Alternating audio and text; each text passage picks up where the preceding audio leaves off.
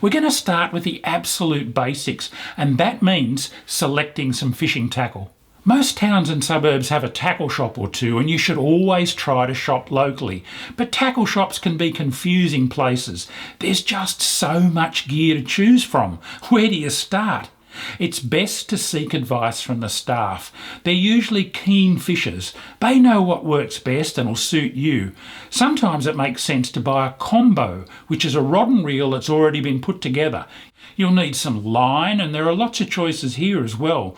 Should you go for braid or monofilament? And if you choose mono, should it be nylon or fluorocarbon? But once again, listen to the people in the tackle shop and carefully consider their advice. Next, you'll need some hooks, a few sinkers, and maybe some swivels. You might even want to add a couple of floats or a lure or two, depending on what you'll be fishing for. And you'll need something like a tackle box or a tray to put it all in. But look, don't go overboard. Just buy a little bit to start with. You can always top up with more later.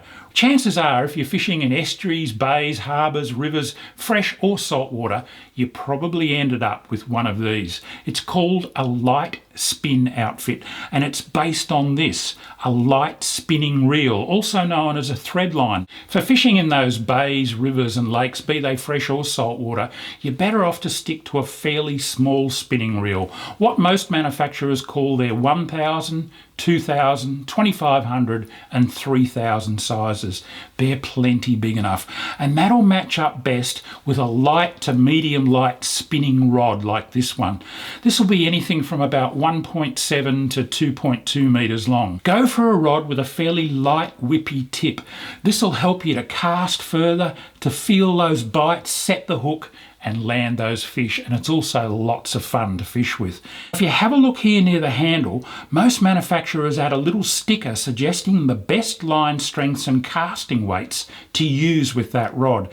You're looking for something that'll handle lines from about 2 to 6 or 7 kilos breaking strain, and casting weights from a couple of grams up to about 20 or 25 grams. But don't get bogged down with all the details. The most important thing is that it feels right to you and it's reasonably well balanced. You don't want to put a great big reel on a little light rod or a tiny little reel on a big heavy rod.